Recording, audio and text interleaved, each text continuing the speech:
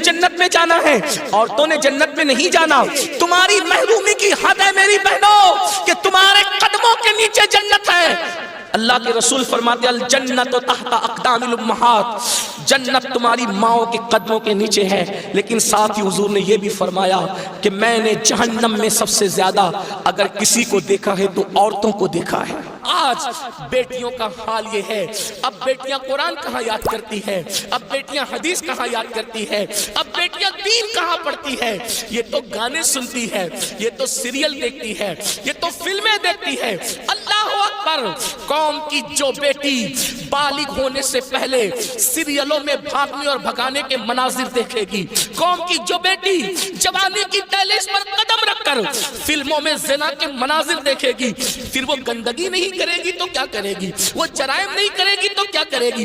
اے خاتون جنت کی کنیزوں، جب جب اللہ کے دین کو تم پیٹ کے پیچھے ڈالو گے تمہیں رونے کو مزدور نہیں ملے. اور آپ جانتی ہیں یہ سیریل اور گندی فلموں کا نتیجہ ہے کہ بچیاں کسی اور کا ہاتھ پکڑ کر چلی جاتی ہیں، معاشرہ اس کو دھتکار دیتا ہے، پھر وہ ایک دو بچوں کا باپ بن کر کے اس لڑکی کو دھوکہ دے دیتا ہے.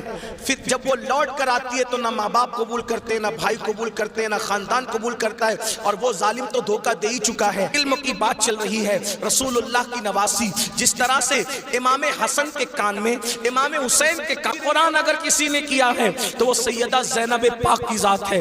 صرف 7 سال کی عمر میں سیدہ زینب نے حافظ قرآن کیا تھا. آپ قرآن کی حافظہ تھی. اللہ اکبر. آپ کو حیرت نہیں ہونی چاہیے.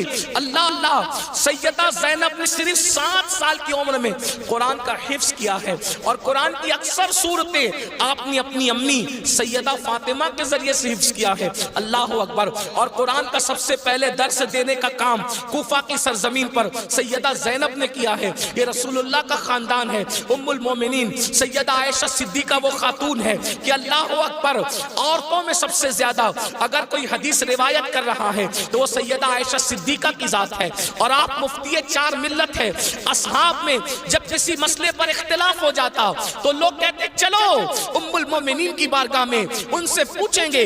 حیرت کی بات ہے مردوں کا علم اختلاف اگر کسی کا قول فیصل کی حیثیت سے ختم کرتا ہے تو اسے ام المومنین سیدہ عائشہ صدیقہ کے نام سے جانا جاتا ہے. یہ علم ہے، یہ عورتوں کے پاس علم ہے. اسی طریقے سے اللہ اکبر امام جعفر صادق کی بہو ہے، امام جعفر صادق کی بہو ہے، یعنی امام حسین کے خاندان کی بہو اور امام حسن کے خاندان کی بیٹی.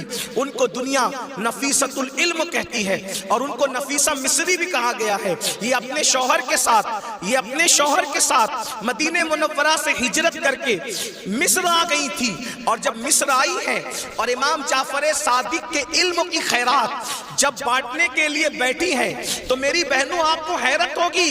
حضرت نفیسۃ العلم جسے نفیسہ مصری کہتے ہیں جب پردے میں بیٹھ کر لوگوں کو قرآن و حدیث کا علم دیتی تو پردے کے پیچھے بیٹھ کر علم حاصل کرنے کے لیے مجتہد مطلق حضرت سیدنا امام شافعی جیسے لوگ آیا کرتے تھے اور ان سے علم حاصل کیا کرتے تھے. یعنی ہمارے یہاں اسلام میں عورتیں ایسی تھی کہ اتنے بڑے بڑے مرد جو ہے عورتوں کے پاس آ کر کے اسلام حاصل کرتے تھے، علم دین حاصل کرتے تھے، اسلام کا علم حاصل کرتے تھے. پردے کے پیچھے سے گویا کہ نفیسۃ العلم نے، نفیسہ مصری نے ام المومنین سیدہ عائشہ صدیقہ کی یاد کو تازہ کر دیا تھا. میری بہنوں آج وہ کہاں گیا معاملہ؟ آج تو عورتوں کا مطلب زیورات سے محبت، عورتوں کا مطلب نئے کپڑوں سے محبت، عورتوں کا مطلب شادیوں میں شرکت سے محبت، عورتوں کا مطلب بازار میں گھومنے سے محبت، عورتوں کا مطلب جو وہ فلموں سے محبت. عورتوں کو دین سے تعلق کیا رہ گیا؟ بڑی معذرت کے ساتھ برا مت ماننا، میں عورتوں کو کوسنے نہیں بیٹھا،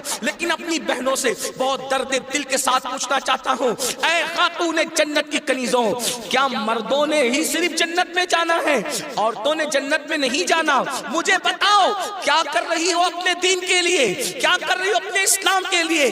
تمہاری محرومی کی حد ہے میری بہنوں کہ تمہارے قدموں کے نیچے جنت ہے. اللہ کے رسول فرماتے الجنت تحت اقدام الامہات، جنت تمہاری ماؤں کے قدموں کے نیچے ہے. لیکن ساتھ ہی حضور نے یہ بھی فرمایا کہ میں نے جہنم میں سب سے زیادہ اگر کسی کو دیکھا ہے تو عورتوں کو دیکھا ہے. مجھے بتاؤ آج نماز سے کوسوں دوری مذہب سے کوسوں دوری، اس لیے جامعۃ المصطفیٰ کا قیام اس لیے عمل میں آیا ہے تاکہ بھولے ہوئے سبق کو یاد دلایا جا سکے، بھولے ہوئے سبق کو یاد دلایا جا سکے، بچیوں کو علم کا زیور دیا جا سکے، بچیاں علم حاصل کریں، پرانا دور دہرائیں، پرانی تاریخ یاد دلائیں۔ لوگ کہتے ہیں تاریخ اپنے آپ کو دہراتی ہے، دنیا آج کہہ رہی ہے بیٹی بچاؤ بیٹی پڑھاؤ، 1450 سال پیچھے ہے دنیا اسلام سے، دنیا آج کہہ رہی ہے بیٹی بچاؤ بیٹی پڑھاؤ۔ میرے نبی نے 1450-1500 سال پہلے بیٹی بچا کر بھی بتا دیا اور بیٹی پڑھا کر بھی بتا دیا۔ اللہ کے رسول نے بیٹی بچایا تو ایسے بچایا کہ بیٹیاں ان کے آنے سے پہلے زندہ دفن ہوتی تھی، مگر ان کے آنے کے بعد بیٹیوں کو دفن نہیں کیا گیا بلکہ بیٹیوں کو ماتھے کا جھومر بنایا گیا۔ اگر آج دنیا میں کوئی